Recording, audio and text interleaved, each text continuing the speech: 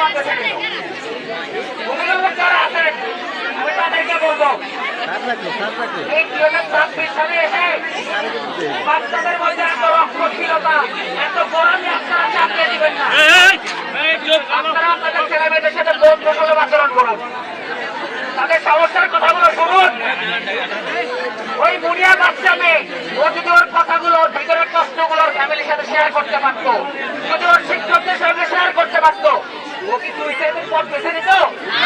ও হালকা হইতে পারতো না ভিতর থেকে? কেন পারলো না?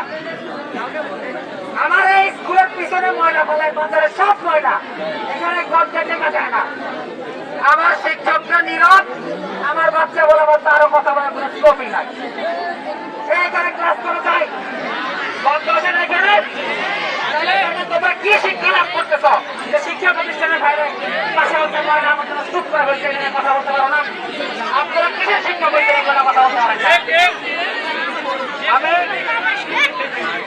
তোমাদেরকে সবাইকে বলবো যে আমার যারা এখানে ছোট ভাই বোন আছো, তোমরা সবাই আমার ছোট ভাই বোন আছো, তোমাদেরকে বলবো মুনিয়াকে যারা রেপ করছে, যারা ওর মৃত্যুর জন্য দায়ী, তাদের শাস্তি না হওয়া পর্যন্ত, আসামি গ্রেপ্তার না হওয়া পর্যন্ত তোমরা প্রতিবাদ চালিয়ে যাবা।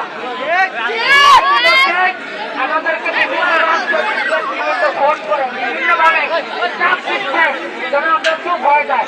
আমি ওই রাজনৈতিক নেতৃবৃন্দকে বলবো, কালকে যদি আপনার মেয়ে ধর্ষিত হয়, আপনার বোন ধর্ষিত হয়, তখন তাকে ফোন দিয়ে চুপ করতে বলবেন।